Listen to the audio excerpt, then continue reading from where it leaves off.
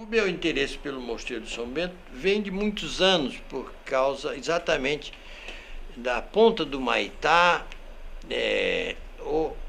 do mosteirinho beneditino da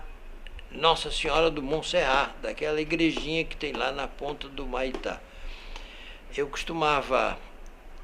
veranear ali e cheguei até a morar ali, e quando era garoto, por volta de 15, 16 anos, frequentava as missas celebradas pelos monges, inclusive por Dom Clemente Maria da Silva Nigra. E a minha aproximação com os beneditinos vem daí, vem também do fato de meu pai todo sábado ia ao Mosteiro de São Bento e me levava, e eu ficava lá no Mosteiro de São Bento. Não é que ele quisesse que eu fosse ser beneditino, mas é que aquele ambiente me agradava, como tudo que era tradicional e bonito na cabeça de um adolescente, calhava na minha personalidade. Bem, aí, então o próprio mosteiro me solicitou esse texto, que aqui está. É um texto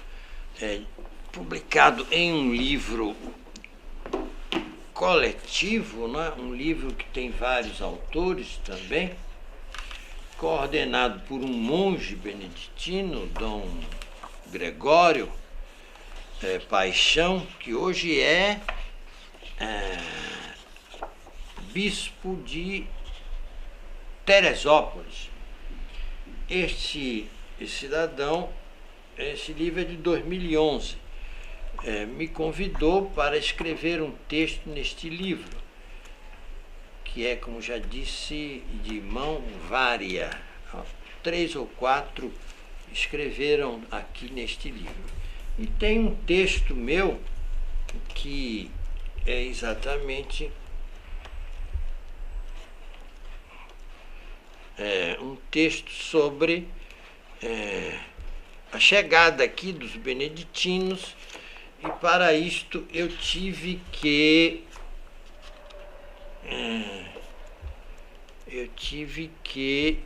escrever esse texto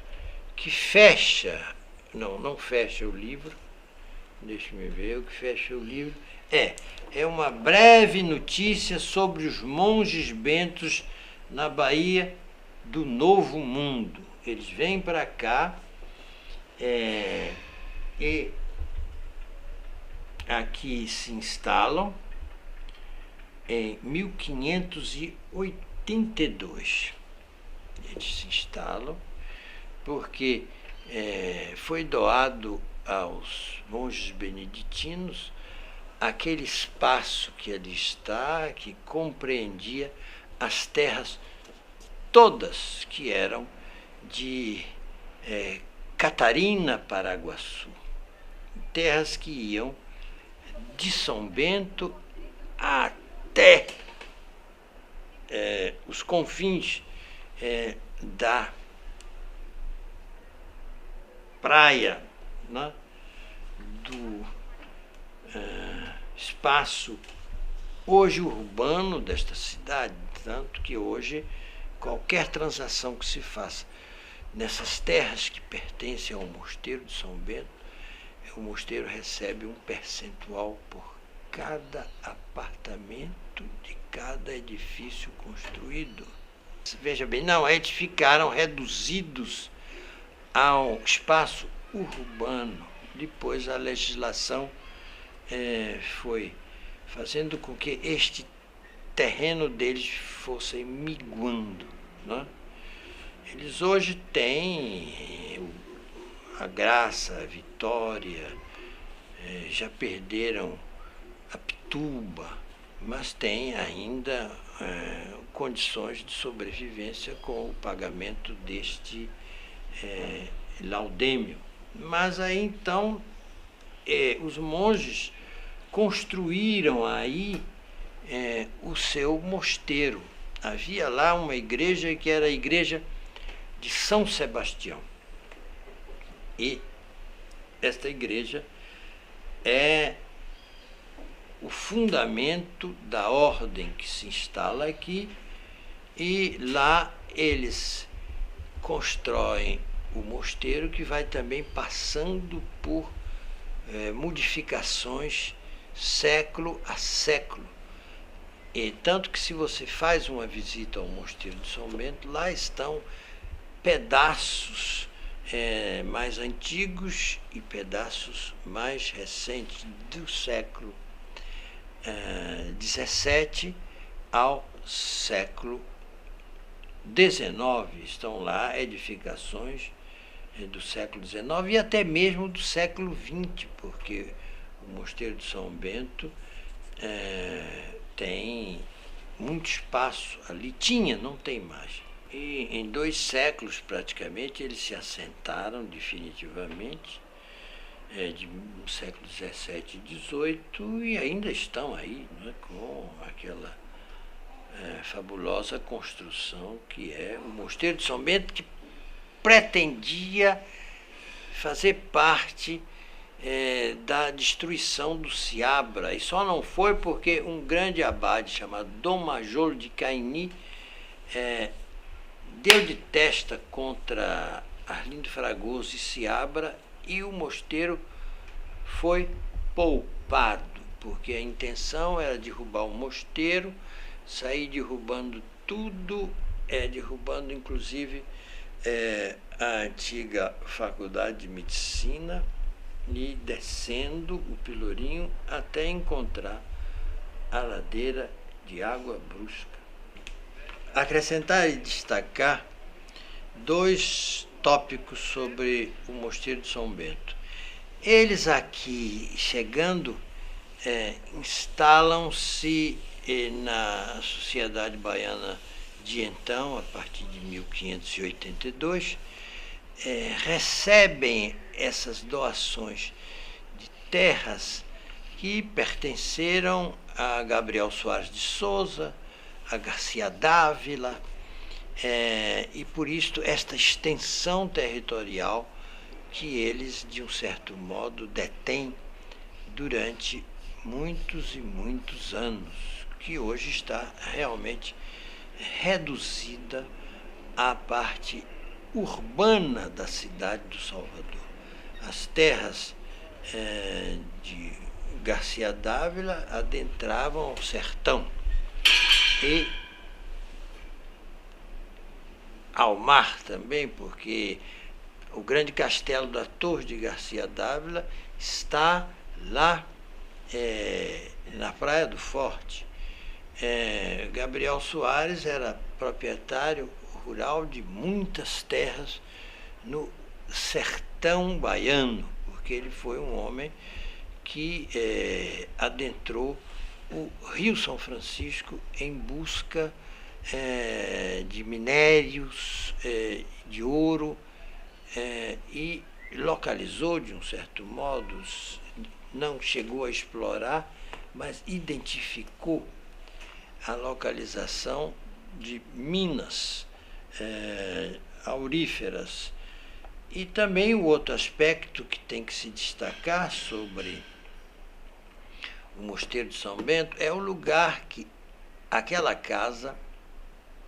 pertence na história contemporânea brasileira durante a ditadura militar. Lá, os beneditinos acolheram muitos refugiados, até mesmo ilustres, políticos que se notabilizaram na história da política baiana e até mesmo da política nacional, graças à presença de um abade decisivo, neste caso, Dom Timóteo Amoroso Lima, que acolhia esta gente ao ponto do mosteiro, de uma certa oportunidade, ter sido quase que invadido pela polícia militar do Estado, e até hoje paredes do mosteiro têm marcas da fuzilaria que foi jogada contra o mosteiro para intimidá-los e não conseguiram, evidentemente, chegar a entrar no mosteiro pela resistência da comunidade beneditina. É um lugar muito importante na história da Bahia, porque foi o sítio em torno da qual a cidade desenvolveu-se na outra encosta, a encosta de cá do mosteiro, né, ficava fora das portas da cidade. Tanto que a porta da cidade que fechava, porque Salvador era uma cidade medieval, chamava-se Porta de São Bento, ou seja, essa porta fechada, a encosta onde estava a igreja de São Sebastião, marcava o extramuros da cidade. E lá, naquele espaço, foi desenvolvendo-se uma comunidade que vinculou-se enormemente com os monges beneditinos, da mesma maneira como eles procediam na Europa com relação às populações aonde fincavam um mosteiro beneditino. É importante acrescentar e destacar dois tópicos sobre o Mosteiro de São Bento. Eles aqui, chegando, instalam-se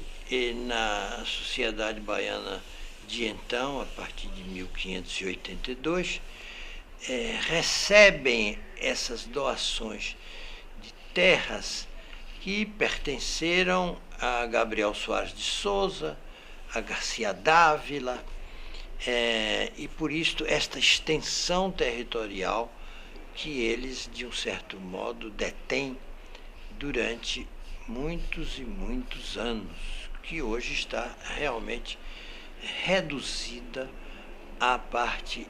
urbana da cidade do Salvador. As terras de Garcia Dávila adentravam ao sertão e ao mar também, porque o grande castelo da Torre de Garcia Dávila está lá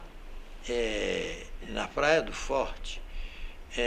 Gabriel Soares era proprietário rural de muitas terras no sertão baiano, porque ele foi um homem que adentrou